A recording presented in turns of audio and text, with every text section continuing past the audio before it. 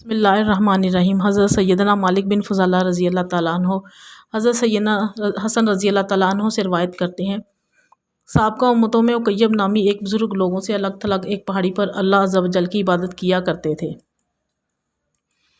ایک مرتبہ انہیں خبر ملی کہ قریبی شہر میں ایک ظالم و جابر بادشاہ ہے جو لوگوں پر بہت ظلم کرتا ہے اور بلا وجہ ان کے ہاتھ، پاؤں اور ناک کان وغیرہ کاٹ ڈالتا ہے۔ جب آپ رحمۃ اللہ علیہ کو یہ اطلاع ملی، آپ رحمۃ اللہ علیہ کے اندر امر بالمعروف و نہی عن المنکر یعنی نیکی کی دعوت دینے اور برائی سے منع کرنے کا عظیم جذبہ شدت سے ابھرا اور وہ اپنے آپ سے کہنے لگے،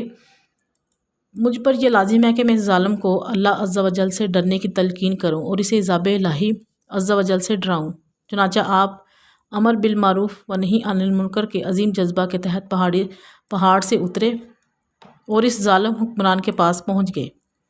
اس سے بڑے ہی جرأت مندانہ انداز میں فرمایا، تو اللہ عز و جل سے ڈر۔ وہ بدبخت و ظالم بادشاہ آگ بگولا ہو گیا اور بڑے متکبرانہ انداز میں گستاخانہ جملے بکتے ہوئے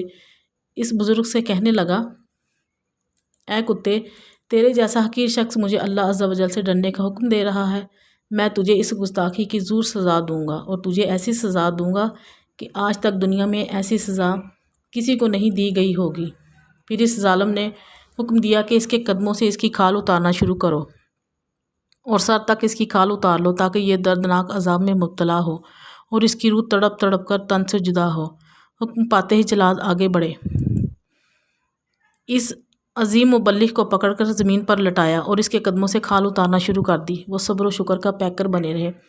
زبان سے اف تک نہ کہا، لیکن جب ان کی کھال پیٹ تک اتار لی گئی تو درد کی شدت سے ان کے منہ سے درد بھری آہ نکلی اور انہیں فوراً حکم الہی عز و جل پہنچا، اے عقیب، صبر سے کام لو، ہم تجھے غم و حزن کے گھر سے نکال کر راحت و آرام کے گھر یعنی جنت میں داخل کریں گے اور اس تنگ و تاریک دنیا سے نکال کر وسیع اور اس جنت میں داخل کریں گے۔ حکم الہی عز و جل پا کر وہ عظیم مبلغ خاموش ہو گئے اور اس دردناک تکلیف کو صبر سے برداشت کرتے رہے۔ جب ظالموں نے ان کی کھال چہرے تک اتار لی تو شدت درد سے دوبارہ ان کے منہ سے بے اختیار درد بھری آہ نکلی۔ انہیں پھر حکم الہی عز و جل پہنچا، اے عقیب، تیری اس مصیبت پر دنیا اور آسمان کی مخلوق رو رہی ہے، تمہاری اس تکلیف نے فرشتوں کی توجہ تمہاری طرف کرا دی ہے، اگر تو نے تیسری مرتبہ بھی ایسی ہی پردرد آہ بھری تو میں اس ظالم قوم پر دردناک عذاب بھیجوں گا اور انہیں شدید عذاب کا مزہ چکھاؤں گا۔ یہ حکم الہی عز و جل پا کر وہ خاموش ہو گئے اور پھر بالکل بھی منہ سے آواز نہ نکالی۔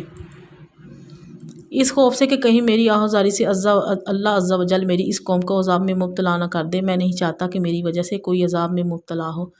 بالآخر اس مرد مجاہد کی تمام کھال اتار لی گئی،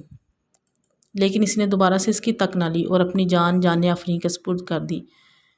آفرین اے عظیم بہادر مبلغ، آفرین تیرے جذبہ تبلیغ اور امت سے خیرخواہی کے جذبہ پر لاکھوں سلام۔ تو نے نیکی کی دعوت کی خاطر کتنی شدید تکالیف برداشت کی اور ظالم و جابر حاکم کا ظلم و جبر تجھے امر بالمعروف و نہی عن المنکر کے عظیم مقصد سے نہ روک سکا اور تو نے اس کے سامنے حق بات کہہ کر جہاد اکبر کیا، پھر امت کی خیر خواہی کی خاطر شدید تکلیف کے باوجود اف تک نہ کہا اور جان دے دی۔ اے مرد مجاہد، تیری ان پاکیزہ خصلتوں پر ہماری ہزاروں جانیں قربان ہوں۔